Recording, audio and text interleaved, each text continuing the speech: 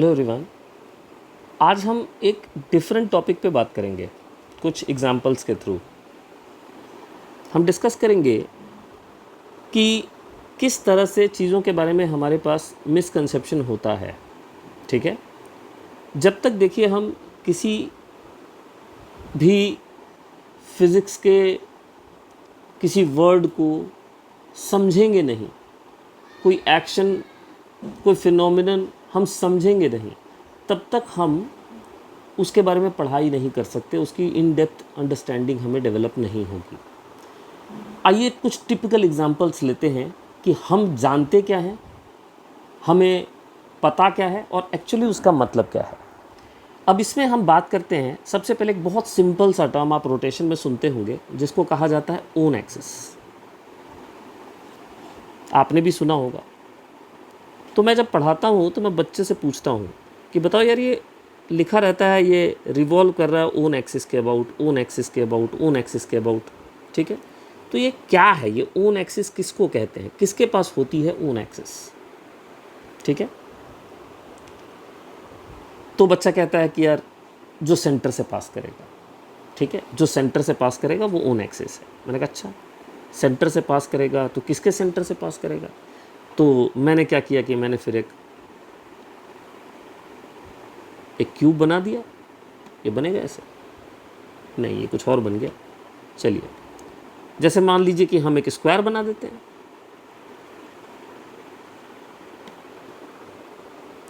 अब मैं कहता हूँ यार स्क्वायर के सेंटर से लो पास करवा दिया ये एक्सिस, तो बताओ ये ओन एक्सिस होगा कि नहीं होगा? तो बच्चा कंफ्यूज्ड, उसको पता नहीं कि ओन एक्सिस होगा कि नहीं। फिर मैं बताता हूँ यार ओन एक्सिस तो नहीं है, ये कतई ओन एक्सिस नहीं है, इसको हम ओन एक्सिस बिल्कुल नहीं कह सकते। तो फिर बच्चा कहता है नहीं नहीं सर, प्लेन के परपेंडिकुलर। मैंने कहा अच्छा, प्लेन के परपेंडिकुलर? तो फिर मैंने इस स्क्वायर का को टिल्ट करके दिखाया और जैसे मान लीजिए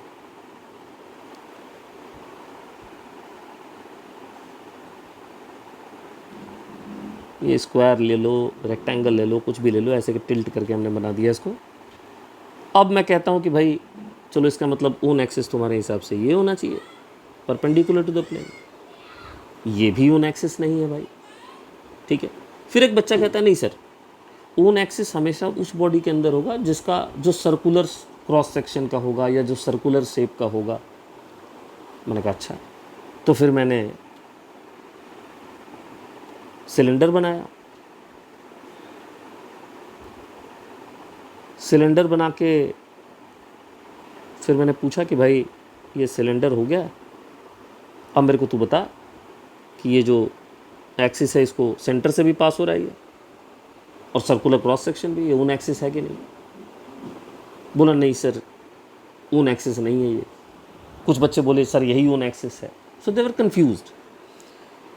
देखिए ओन एक्सिस क्या होता है मैं आपको बताता हूँ, और बहुत सिंपल तरीके से बताता हूँ, एक बार में आपको बात समझ में आ जाएगी कि ओन एक्सिस होता क्या है।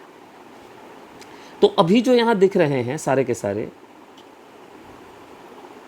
The lines shown do not indicate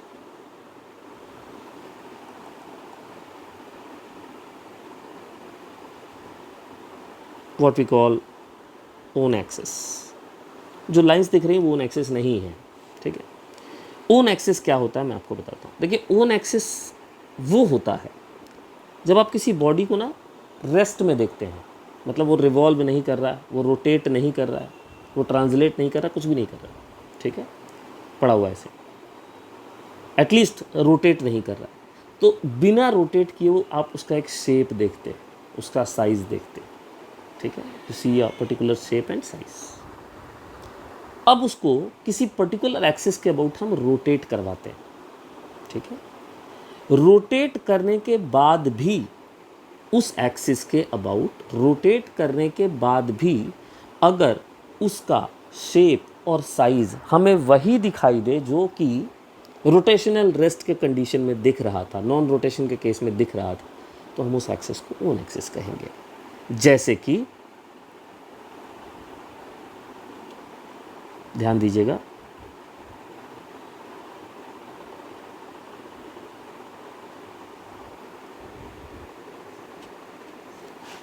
ये देखिए आपके पास एक राइट सर्कुलर सिलेंडर बनाया गया है। अब इस राइट सर्कुलर सिलेंडर का एक प्रॉपर शेप आपको दिखता होगा।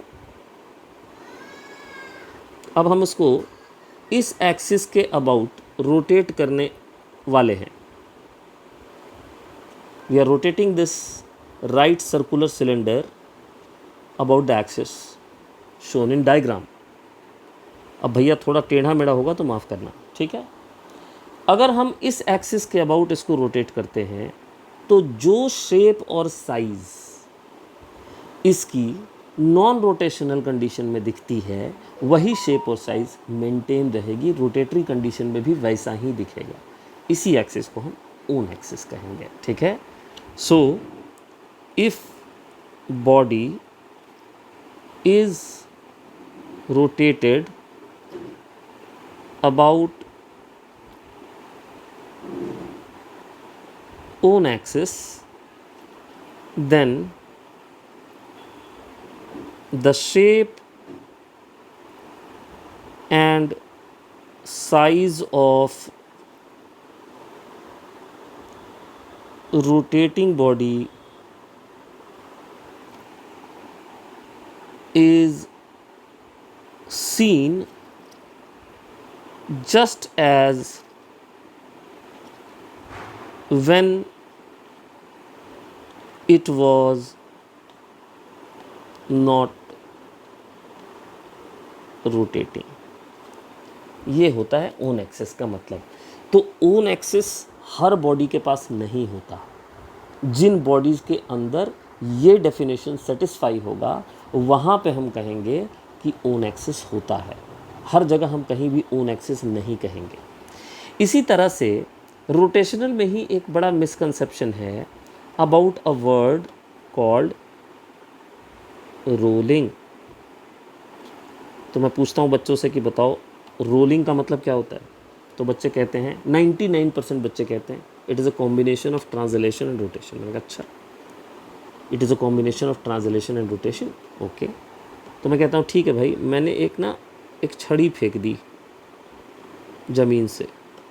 अब वो छड़ी जब मैंने फेंकी प्रोजेक्टाइल के फॉर्म में तो वो कुछ इस तरह से वापस ज़मीन पे आती। अब यार छोटा बड़ा थोड़ा बहुत हो जाएगा तो उसके लिए क्षमा करना। मैं कहा अब देखो मैंने एक छड़ी फेंकी ज़मीन से और वो छड़ी जो है वो प्रोजेक्टाइल की तरह गई और इस तरह से रोटेट करता हुआ आ रहा है, ठीक है। तो बताओ ये तो ट्रांसलेशन भी हो रहा है छड़ी का और रोटेशन भी हो रहा है, तो इसको हम क्या रोलिंग बोलेंगे? कहते हैं नहीं। मैंने कहा फिर?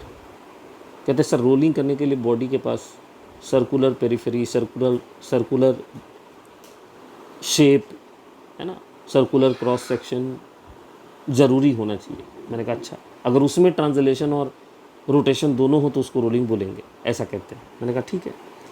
मैंने कहा फिर एक बात बताओ, मेरे पास एक कॉइन है या कैरम खेलते हैं हम लोग तो स्ट्राइकर यूज़ करते हैं, तो ऐसा ही एक स्ट्राइकर मान लीजिए है मेरे पास, ठीक है। ये मान लीजिए हमारा स्ट्राइकर, और इस स्ट्राइकर को मैंने एक वेलोसिटी दे दी इधर, ये हो गई हमारी वेलोसिटी, ठीक है। और इसको मैंने इसके ओन एक्सिस, अभी मैंने आपको ओन एक्सिस पढ़ा दिया, सो बेटर नो इट। और मैंने इसको इसके ओन एक्सिस के अबाउट घुमा दिया ऐसे। अब बताइए it is a combination of translation as well as rotation, तो क्या इसको हम रोलिंग कहेंगे? So some of them said yes, some of them even said no. मैं बताऊं कि ये रोलिंग नहीं है, तो रोलिंग है क्या? आइए बात करते हैं रोलिंग क्या है। देखिए रोलिंग के लिए मैं आपको बताऊं कि जैसे मान लीजिए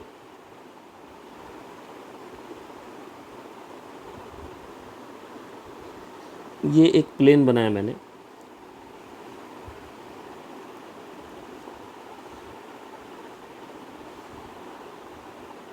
ठीक है। ये एक प्लेन बनाया मैंने, और यहाँ पे मैंने बना दिया एक, ना गलत बन गया,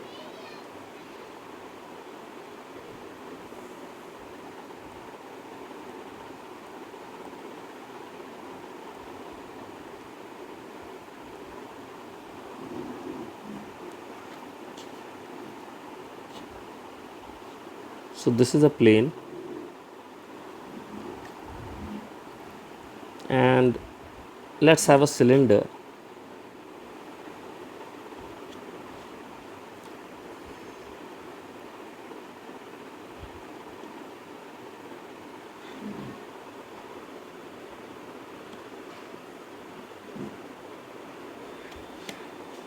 सो से फॉर एग्ज़ाम्पल, बहुत अच्छा तो नहीं दिखता है, लेकिन ये मान लीजिए कि आपका सिलेंडर है। इस सिलेंडर को हमें यहाँ बनाना था, तो कोई बात नहीं, हम इसको यहाँ ले आते हैं। ये देखिए, ये हमारा सिलेंडर है। अब ये सिलेंडर जो है वो इस प्लेन के ऊपर रोल कर रहा है, ऐसा मैं कह रहा हूँ, ठीक है। ये बहुत खूबसूरत तो नहीं दिख रहा है सिलेंडर, तो मैं फ्री हैंड करता हूँ इसको।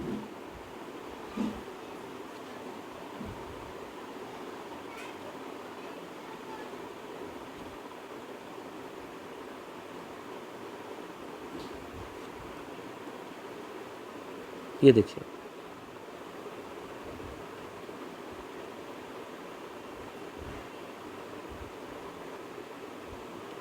चलिए ये सिलेंडर है मान लीजिए।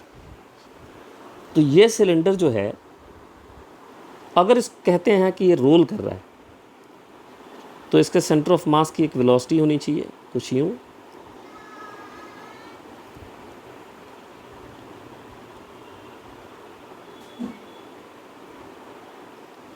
ठीक, और इसका एक एक्सिस ऑफ रोटेशन होना चाहिए जो कि कुछ यूँ होगा, इस तरह का एक्सिस ऑफ रोटेशन होगा, ठीक है। इसी एक्सिस के अबाउट ये रोटेट कर रहा होगा,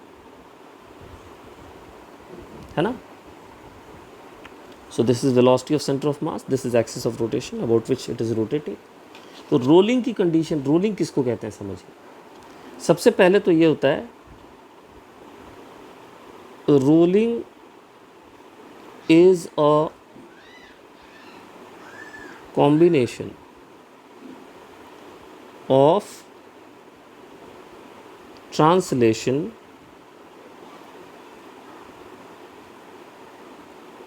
and rotation, ठीक है, about own axis of the body such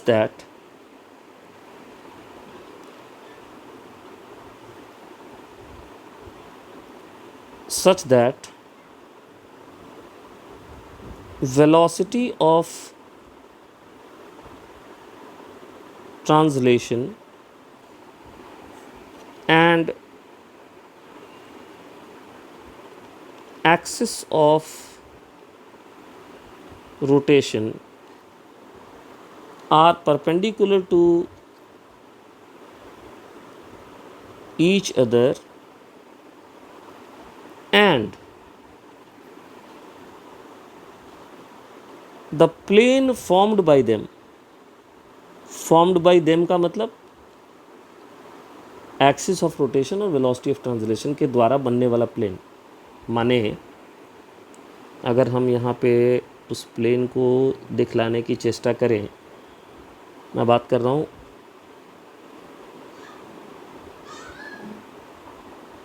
इस वाले प्लेन की, ठीक है। And the plane formed by them is parallel to plane of translation। इस कंडीशन में हम कहेंगे कि बॉडी रोल कर रहा है।